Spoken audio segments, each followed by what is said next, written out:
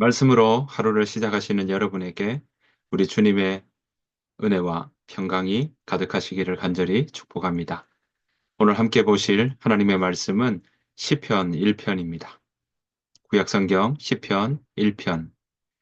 복 있는 사람은 악인들의 꾀를 따르지 아니하며 죄인들의 길에 서지 아니하며 오만한 자들의 자리에 앉지 아니하고 오직 여호와의 율법을 즐거워하여 그의 율법을 주야로 묵상하는도다.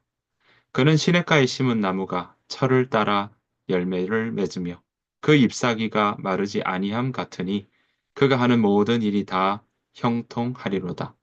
악인들은 그렇지 아니하며 오직 바람에 나는 겨와 같도다. 그러므로 악인들은 심판을 견디지 못하며 죄인들이 의인들의 모임에 들지 못하리로다. 무릇 의인들의 길은 여호와께서 인정하시나 악인들의 길은 망하리로다. 아멘. 우리가 시편 이제 함께 묵상해 보기를 원하는데요.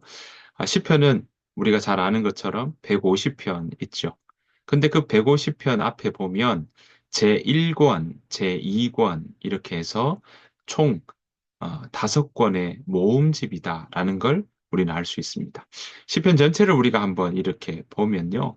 그 시편의 이야기들 또 시편의 모습들은 노래도 있고요. 시도 있고요. 그리고 이스라엘의 역사 속에 각각 다른 시기에 쓰여졌던 기도문도 이 안에 담겨 있습니다. 그러니까 시도, 노래도, 기도문도 이 안에 담겨 있는 그런 모음집이다라고 말씀드릴 수가 있겠습니다. 자, 이런 시, 노래, 그리고 기도의 많은 부분은 다윗 왕과 관련된 일들이 많습니다. 특히 시편 73편을 보면 더욱 그렇습니다. 자, 이 중에요.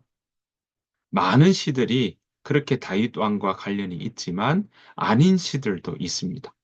그러니까 아사베 시라는 그런 제목도 붙어 있는 걸 볼 수 있고 고라의 자손들도 나옵니다. 게다가 성전의 예배 지도자들도 여기에 들어가 있고요. 솔로몬도 지은 것으로 또 나오는 것 볼 수 있고 모세의 시도 여기에 들어 있습니다. 그만큼 다양한 저자들이 그렇게 시편의 그 저자들이 지은 시들이 여기에 모여서 구성되어 있다라고 말씀드릴 수가 있겠습니다.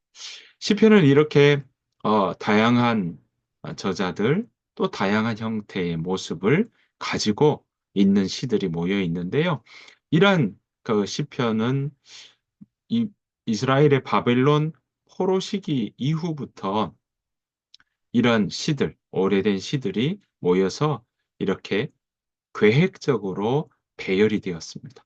그래서 시편은요, 처음부터 끝까지 읽지 않으면 눈치채지 못할 정도로 독특한 구성과 메시지를 담고 있다라는 거죠.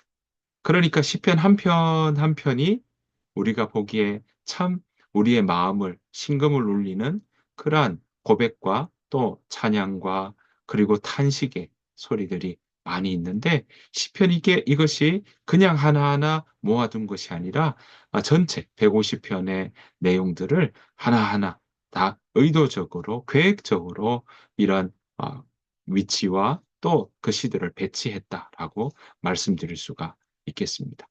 1, 2, 3, 4, 5권으로 구성되어 있는 이것도요, 어떻게 보면 큰 섹션으로 나눠져 있다라고, 부분으로 나눠져 있다고 말씀드릴 수가 있는데, 그렇게 나눠져 있는 끝부분의 내용을 보면 이렇게 끝이 나요.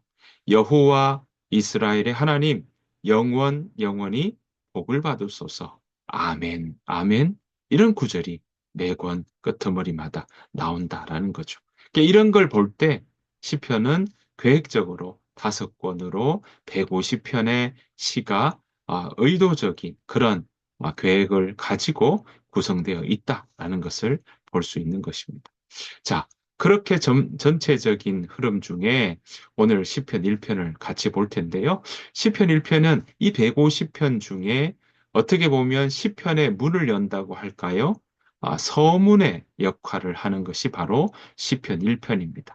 시편 1편과 또 시편 2편도 이런 역할을 하고 있습니다.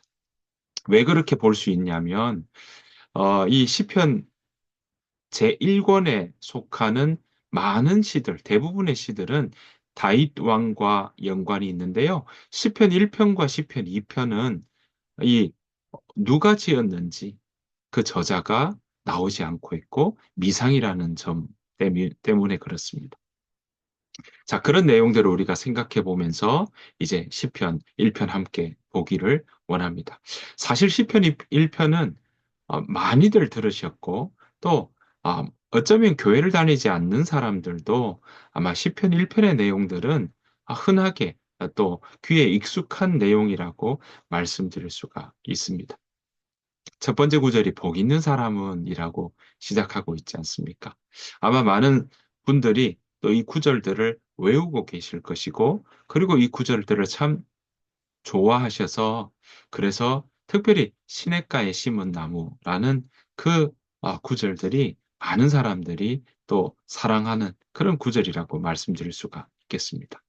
시편 1편은요, 이런 시편 전체의 문을 열면서 우리에게 시와 노래와 기도의 모습으로 많은 사람들에게 어, 보여주고 가르쳐주고 있는 내용들입니다. 복 있는 사람이 누구냐라는 거죠. 자, 1절, 2절에 보았더니 복 있는 사람의 모습이 나옵니다. 뭐라고 이야기합니까? 악인들의 꾀를 따르지 아니하며 걸어가는 겁니다. 죄인들의 길에 서지 아니하며 오만한 자의 자리에 앉지 아니한다. 여러분, 이런 모습들은 어떤 의미에서는요, 죄에 우리가 유혹을 받거나 죄에 빠질 때의 모습을 하나의 어, 과정과 단계를 또 우리에게 가르쳐 주는 그런 모습도 있습니다. 처음에 뭐라고 합니까? 죄인들의 길에, 악인들의 꾀를 따른다. 워킹, 따른다. 그리고 죄인들에게 선다. 그러니까 막 그 길을 따라가다 그 얘기를 듣고 선다는 거죠. 그리고는 아예 앉아버린다. 이런 모습들을 우리에게 보여주고 있습니다. 자, 죄인들의 악인의 꾀, 죄인들의 길, 오만한 자의 자리에 앉지 아니하고 그런 길을 따라가기보다 어떤 사람이라고요? 오직 여호와의 율법을 즐거워하여 그 율법을 주야로 묵상하는 자로다라고 우리에게 가르쳐 주고 있습니다. 묵상, 이게 이 되새김질하는 것에 대한 내용이 이 묵상이라는 이 말에 담겨 있는데요. 이런 그 오랫동안 계속 되새겨 본다는 거죠. 다른 말로 하면요. 쉽게 풀어서 설명한다면 그 말씀을 내 마음에 계속 두고 있다는 겁니다. 계속 담아두고 그 말씀을 생각해 보는 것. 그것이 바로 묵상이다라고 말씀드릴 수가 있겠습니다. 자, 그 말씀, 여호와의 율법을 즐거워하여 계속 그것을 마음에 두고 생각해 보는 것이다. 라고 말씀드릴 수가 있습니다. 그런데 왜 복 있는 사람은 이렇게 율법을 묵상하는 자라고 이야기할까요? 여러분, 여기에 율법을 묵상한다 할 때 율법, 법자가 들어가니까, 아, 파출소나 경찰서도 한번 가보지 않은 사람의 입장에서는 또 그런 사람들, 보통의 사람들은 잘 갈 일이 별로 없으니까요. 그런 마음이 들면, 이 법은 나하고 좀 먼 게 좋고, 또 왠지 법 이야기하면 딱딱하게 느껴지고, 걸리면 안 될 것 같은 마음, 그런 선입견이 있다 보니까, 율법이라는 게 우리를 자꾸 이렇게 경직되게 만드는 그런 마음들이 들 때가 있다라는 것이죠. 그런데 율법은요, 히브리어로는 율법이 토라라고 이야기를 합니다. 토라라는 말은요, 가르침이라는 의미가 있어요. 가르침이라는 의미에 또 무엇이 거기에 더 담겨 있냐면, 토라는 가르침인데 어떻게 해요? 지시해 준다는 거예요. 디렉션이라고 말씀드릴 수가 있습니다. 그러니까 토라는요, 이 율법은 우리에게 아, 경직되게 만들고 우리를 딱딱하게 만들고 걸리면 안 될 것 같은 그런 게 아니라 우리로 하여금 어디로 가야 될지 지시해 준다는 거예요. 가르쳐 준다는 거예요. 우리가 어떻게 살아가는 것이 맞는지 우리에게 알려준다는 것입니다. 그러니까 옳은 길로 또 우리가 복된 길로 걸어가도록 지시해주고 가르쳐 준다라는 것입니다. 그러니까 모세오경에 나오는 율법은요, 결국 우리를 형통한 길로 가르쳐 주고 또 지시해 주는 지혜라고 말씀드릴 수가 있겠습니다. 그래서 오늘 시편 1편은 그 지시를 따라가는 자는 복이 있는 자다, 행복한 자다, 라고 오늘 가르쳐 주고 있는 것입니다. 여러분, 그 지시를 내 마음에 계속 두고 주야로 그것을 따라가고자 한다면 어떤 삶을 살아가게 될까요? 그렇게 살아가고자 하는 그 삶은 어떤 모습, 그 삶에 어떤 결과가 일어나게 될까요? 여러분 잘 아시는 내용입니다. 3절 말씀입니다. 3절입니다. 그는 시냇가에 심은 나무가 철을 따라 열매를 맺으며 그 잎사귀가 마르지 아니함 같으니 그가 하는 모든 일이 다 형통하리라다. 형통은요, 성공의 다른 말입니다. 그러니까 시냇가에 심은 나무. 여러분, 그 나무가 마르겠습니까? 물이 계속 끊어지지 않는데 시냇가에 심었는데 어떻게 그 나무가 그 잎사귀가 마르겠습니까? 때를 따라서 열매를 맺는다는 거죠. 때를 놓치지 않고 열매 맺는 삶이다라는 것입니다. 그래서 그가 하는 모든 일이 다 성공한다라고 이야기를 하고 있습니다. 바라옵기는 저는 저와 여러분들의 삶이 이러한 삶 살아가기를 간절히 축복합니다. 그런데 오늘 봤더니 그 반대로 그 가르침, 그리고 그 율법, 지시를 따라가지 않는 사람의 삶의 모습 중에는 어떤 일이 일어난다고요? 죄인들의 길에 악인의 꾀에 오만한 자의 자리에 앉는 사람의 모습은 어떠냐 봤더니 오직 바람에 나는 겨와 같다. 라고 이야기를 하고 있습니다. 여러분, 바람에 나는 겨 어떻습니까? 바람이 어디로 불지 모르잖아요. 그러니까 방향이 없다는 겁니다.